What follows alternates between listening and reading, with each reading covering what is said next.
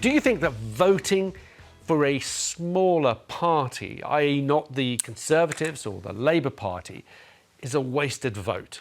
Give us a call on that, as we'd love to hear from you. With just 10 days to go until polling day, experts are putting Labour ahead in the polls, with the Conservatives in second place, but quite far behind. Now, on the screen now, we're showing you this so-called poll of polls, which brings together data from multiple polling sources to try and better reflect voting intentions. As you can see there, Labour are predicted to receive around 41% of the vote. The Tories get 20%. But what's interesting is to see that below them, both Reform and the Liberal Democrats are gaining support and closing the gap between the smaller parties and the two main parties. And yet, Nina, it's going to be one of the two main parties that are going to grasp power. So is voting for smaller parties, could you argue that it's a wasted vote?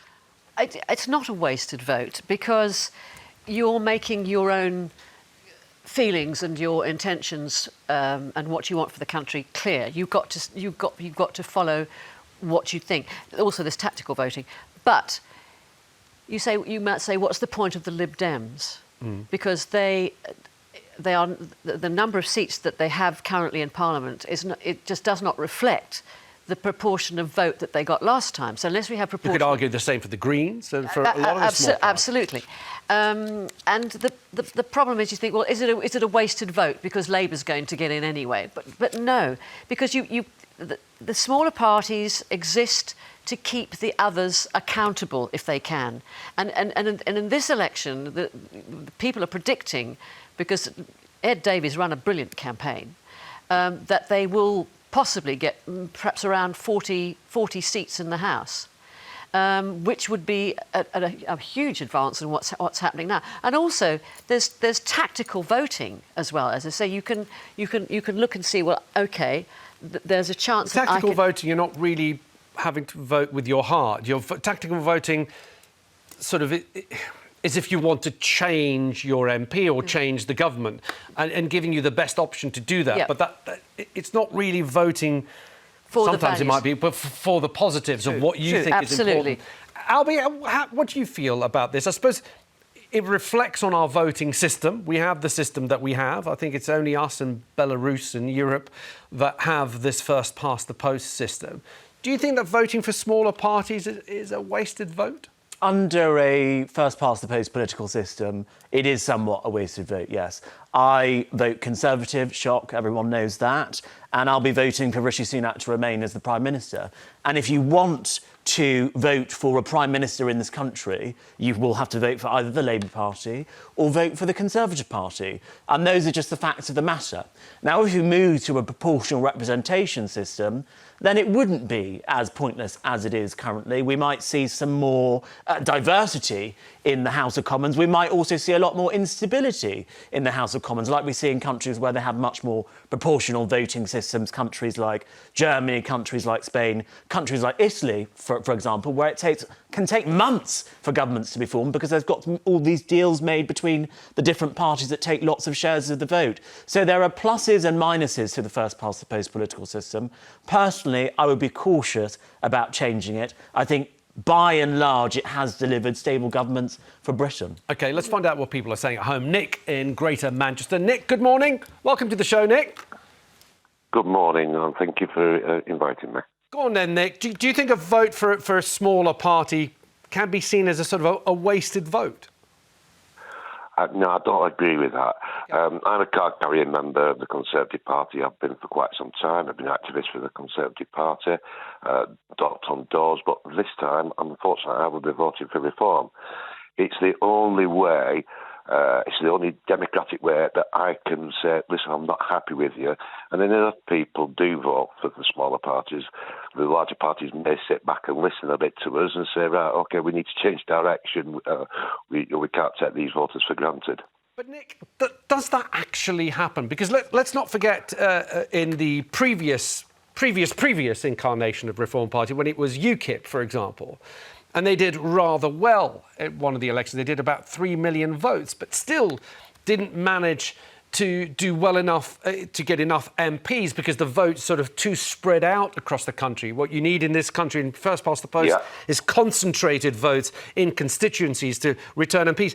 But no one talks about, the Greens got X million votes, so therefore we need to go a little bit more green. What people talk about is when you get into Parliament, when Parliament comes back together after the elections, who's got as many MPs as they can? They're the ones that can exert pressure. The Liberal Democrats, if they get more MPs, for example. In fairness, I don't necessarily agree with that point of view. Okay. If we have a look at the UKIP vote, I think it was over 4 million votes that they actually received, but it did change the mind of David Cameron, and he offered a referendum on the European Union. Good point. When we come to the Green Party, they're quite active and they do get a lot of votes, and a lot of policies, green policies, are actually led by the Green Party, and they do filter into what you may say is mainstream politics, but it's the only way citizens, by voting for smaller parties. I mean, I couldn't not vote. The only other option, if a Reform candidate wasn't standing, was for me to spoil my vote, and of course a spoil vote has to be counted. But it does send a message back to the bigger parties that, listen, you've got to start listening to the constituents, and it's a way of saying we're not happy with you. Mm-hmm. Albie? Nick, you're one of these Conservative Reform switch voters that a lot of my friends who are campaigning to keep their jobs as MPs or become MPs for the first time are quite worried about. Why is it that you are switching from the Conservatives to Reform this election? Well, I used to be a senior caseworker for a Conservative MP, and I saw exactly what he didn't do. He was absolutely useless, no good for his constituents, and it's time for change. The entitlement with this particular MP, and I was a senior caseworker, and I'm in shock and disbelief. The 2019 intake of the Conservative Party was absolutely horrendous. What do you say to people who say that a vote for reform is a vote for Labour, and actually you, Nick, are a Labour enabler? That's just absolute nonsense. I'm sending a message back to the Conservative Party that I've not been happy with what you've done since 2019. At the end of the day, the only party that is the Labour enablers, unfortunately, is the Conservative Party. If they'd have got it correct and if they'd have been doing the job properly, Labour would not be. Got to remember, Boris won on a massive landslide, and they had an opportunity to do some real great things, and they just squandered that opportunity, which is very, very sad to see. Nick, thank you. That's Nick from Greater Manchester. Let's take another call. Donald has got in touch from Kent. Donald, welcome to the show. What would you like to say? Well, it's concerning. I'm an 86-year-old pensioner come September. And I wouldn't vote for any of them now, for the simple reason is they all lie. Every damn one of them lie. They cannot speak the truth to the public. We're being conned. OK, so are you not going to vote for anyone? You're not going to show up? No, I won't bother. I've shredded my voting papers because that's all they're worth. They make a good bonfire.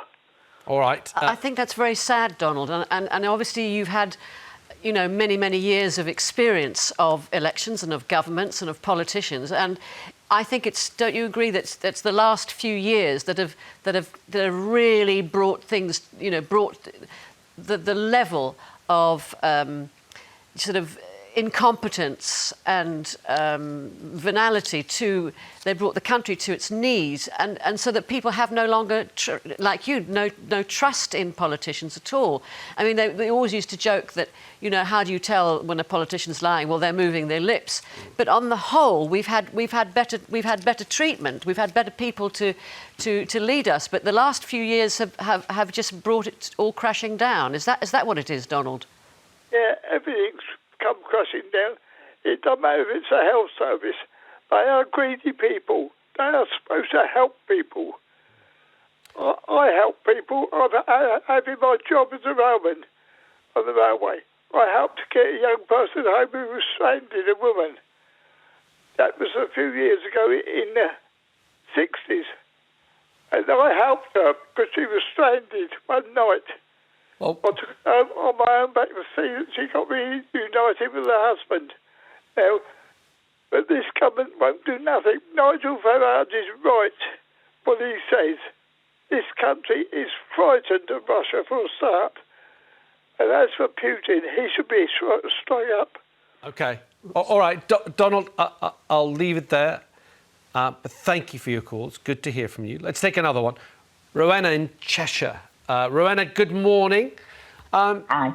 Do you think a vote for a smaller party is a wasted vote? Yes, especially Reform. Do you think voting for Reform is a wasted vote? Yes, I do, because, Why? I mean, Nigel is a really good speaker.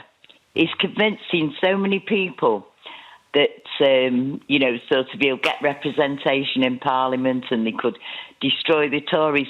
His main aim is to destroy the Tories, like it was with the EU. His main aim was to destroy the EU because of a perceived hurt. I mean, he's never got over the fact that in 2019, when he stood candidates down in marginal Tory seats, that they never thanked him, and he carries on talking about it and claims that he got the Tories the 80-seat majority.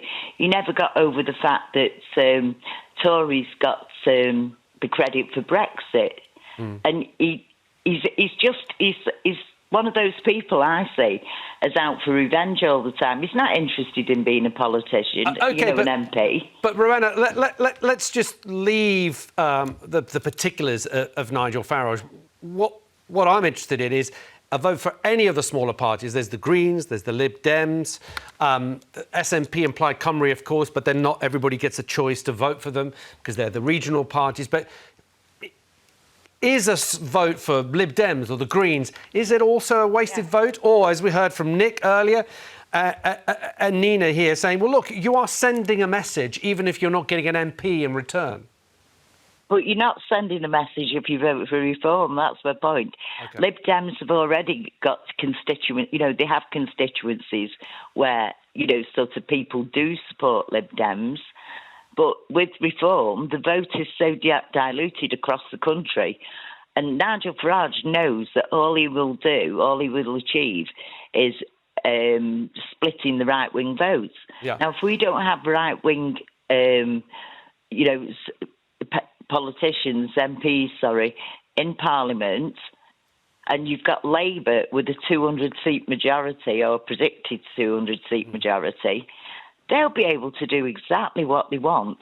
And, these people that are voting for Reform and splitting the vote, don't seem to realise that they're installing a government with a massive majority who doesn't reflect their reviews. OK, Rowena, I'm going to leave it there. It's an interesting point, perhaps, to touch on another day, but everyone's talking about the majority of 200.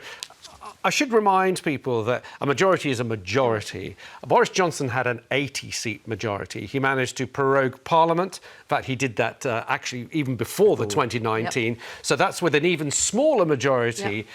He managed to close down Parliament, but with a bigger majority of 80, he was also passing law using secondary legislation, i.e. bypassing scrutiny in Parliament. It's not the size of the majority, really, it's what you choose to do with it as a government. So but the good point that I think Rowena has made, and one brought up by William Hague as well, is if you reduce the opposition by too much, then you don't have enough people to be shadow ministers, to be actually in those meetings, finding out what ministers and secretaries of state are doing. Well, hopefully the Lib Dems will be the opposition.